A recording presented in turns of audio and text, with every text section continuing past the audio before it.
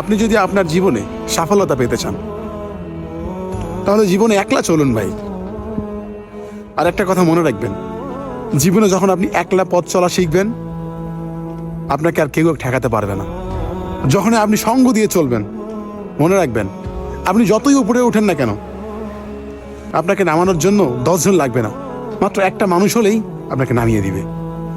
তাই জীবনে ভালো কিছু করতে গেলে, ভালো কাজে সাফল্য হতে গেলে আপনাকে একলা চলতে হবে। আর বিশ্বাসটা সবসময় নিজের উপরে রাখতে হবে, কোনো মানুষের উপর রাখা যাবে না, আর উপরে আল্লাহর উপর রাখতে হবে।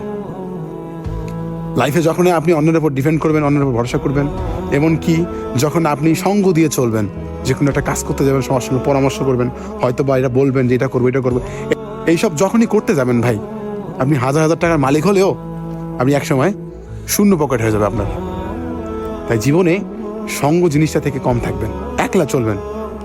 যেখানে মনে হচ্ছে যে আমি একলা যেতে পারবো না, নিজের মনের প্রতি নিজের প্রতি বিশ্বাস রাখতে হবে, আমি যাইতে পারবো।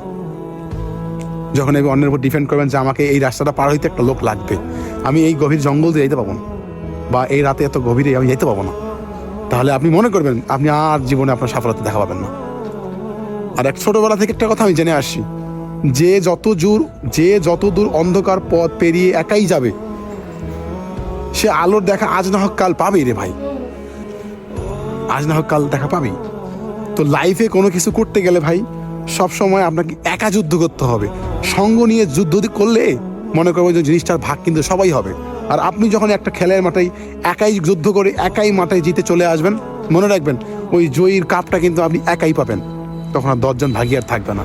তো লাইফে কোনো কিছু করতে গেলে সবসময় মাথা রাখতে হবে যে আপনি কারোর উপর ডিপেন্ড করবেন না, সবসময় নিজের উপর ভরসা রাখবেন। আর এরকম একলা চলা শিখবেন, সঙ্গ জিনিসটা থেকে দূরে থাকবেন।